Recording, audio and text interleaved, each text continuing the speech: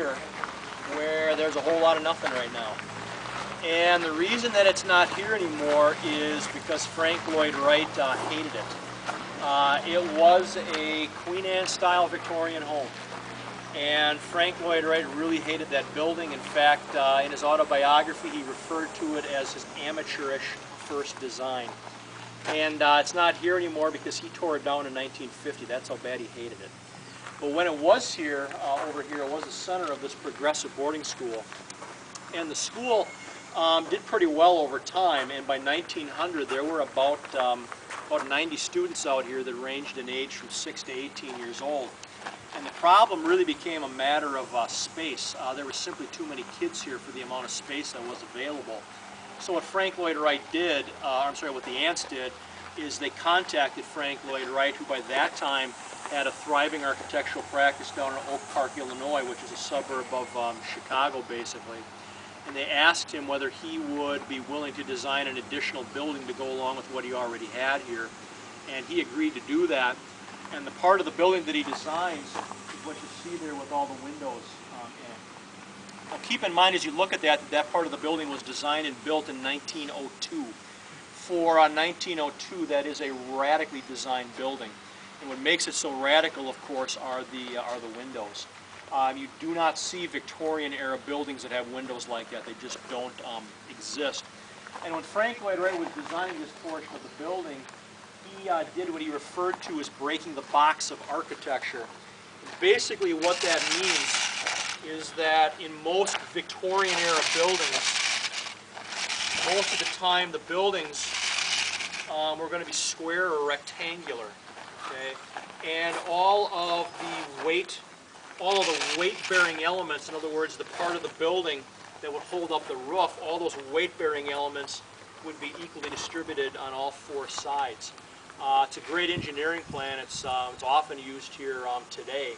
But the problem is if you want to put windows like that in a building like that, don't. Because if you do, the roof is going to cave in on you. So what Frank Lloyd Wright did in this building is he put the weight-bearing elements all in the corners. So as you look at the building, you'll notice that it has very, very massive corners. It's these corners that are basically holding up the roof. And when you do that, you free up all this wall space, and then you can safely put windows like that in the building. It's the same way that skyscrapers are designed. If you want to go 30, 40 stories of glass, you put the weight in the corners, you can go up pretty high without having to worry about the building caving in on itself. So for its time in 1902, it was a very, very innovative design. But otherwise, the bridge that you see here is in the area to the right of the bridge where the roof is a darker color. That was added in 1903 by Frank Lloyd Wright, and then that was the extent of the boarding school when it was here initially.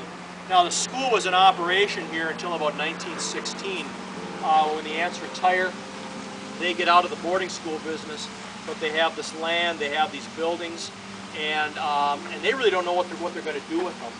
And what they end up doing is contacting Frank Lloyd Wright, who by that time has a thriving architectural practice, or not a thriving architectural practice, but he's moved here into the valley. He's living at his home on the far side of the valley. And they ask him whether he would be willing to buy this land and these buildings. And Frank Lloyd Wright was definitely interested. In fact, at the time of his death, he did own about 3,000 acres of land out here. He literally believed in buying or owning his view, and he largely succeeded in doing that. And he models a school of architecture on the old European guild system, where you would have a master and all the apprentices would come and you'd learn architecture from the master. And for $600 a year, which was your tuition that first year, that earned you, among other things, the right, the honor, privilege even, of doing all of Mr. Wright's farm work for him. He raised and grew all of his own food out here. And also that earned you the right, honor, and privilege of doing all the building work that went on in this estate. And the building work here was considerable. Mr. Wright was constantly altering, changing, building something. And Mr. Wright did that, had the apprentices do all that work because he felt that to be an architect you needed to do more than be able to draw lines on a sheet of paper. He wanted you to know the basics of plumbing, masonry, carpentry and so forth. A lot of the building work the apprentices are doing here, including this part of the building over here on the far right. Now that was completed in 1937, and what's inside of that is a 5,000 square foot drafting studio. Now, you can notice, I may have to move around beyond the trees here to see it, but you'll notice there's kind of a serrated edge up on the top of the roof there. Underneath each one of those serrated edges, there's a long, narrow, clear-story window that extends the entire width of the building.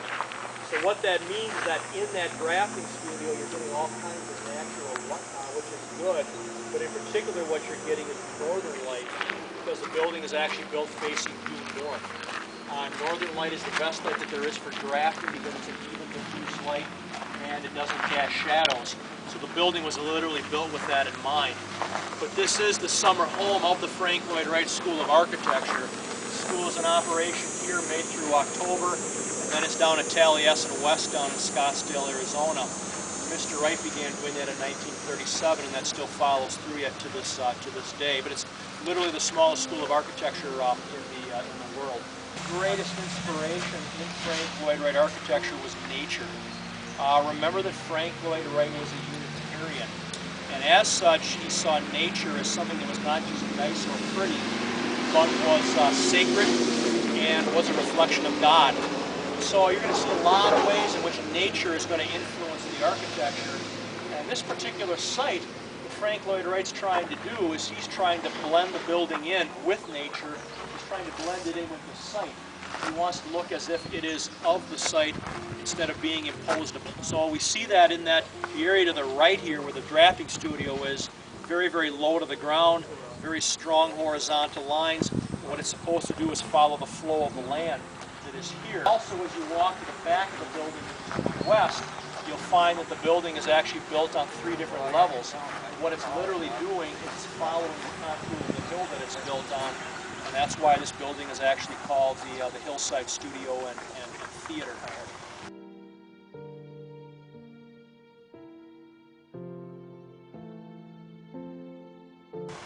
In addition, to achieve what he called organic architecture, which again is blending the building in, he also believed that in order to achieve an organic effect that you had to use local building material. And that's the second element of organic architecture according to Frank Lloyd Wright. So all the stone that you see here is actually local sandstone. It was quarried about a mile from where we are right now. All the wood is oak taken from the property. And then initially Mr. Wright put cedar shake shingles on the roof that turned silver or gray over time, like the color of tree bark here. Those were replaced by red clay tiles in the early 1950s. Was not, of course, one of Mr. Wright's better innovations. The tile, or the tar I should say, when it would get hot like it is here today, the tar would melt and the tiles would literally slide off the roof. So Mr. Wright put this rolled asphalt roof, and it was meant to be temporary, but it's now about 50 years temporary, 55 years temporary or so.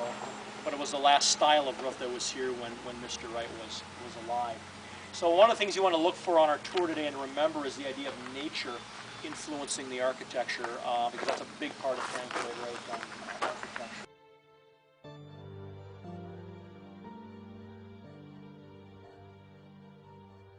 Windmill. Primarily among them, Mr. Wright's uncles who lived here in the valley. They absolutely hated that windmill for a variety of reasons. One, they said that it just looks plain ridiculous. Number 2, it's hollow. There's actually no steel in it. There's no cross supports in it. It's literally hollow. And they said that the first major storm that comes along is going to blow that thing right down. And third, they said to their sisters who commissioned it, Mr. Wright's aunts, they said, you know, that windmill that Frank's going to build for you up on the hill there is going to cost you ladies $950. And if you were smart, you could get a perfectly good metal Sears and Roebuck windmill for $250. And the aunts basically said, well, you know, thanks for your advice, brothers, but this is a progressive school. And we are going to have a progressive windmill to go along with our progressive school. So forget this $250 nonsense that you've been pushing in my face. But after every major storm, the uncles would all come out on their front porches because they all lived here in the valley. even Uncle Richard next door here, because you can see that thing all over the place. And they'd look to see whether it fell down, and I never did. And the reason that it doesn't is because if you cut the top off and you look at it straight down, it's actually a diamond that intersects an octagon. So the tall part is diamond shaped and it intersects an octagon. And it's designed in such a manner so that the edge of the diamond faces directly into the southwest, which is the direction the major windstorms tend to come from. So what it basically is simple aerodynamics. If you have some strong wind, the edge of that diamond will divide the wind, send it around the outside, and what it does is it creates a vacuum. It literally squeezes the structure together and makes it stronger the more the wind blows. So again, it's very simple aerodynamics. But there's actually a staircase that'll take you up there, a spiral staircase that you can use to get up there, and then you actually have a pretty decent view from the valley up there as well.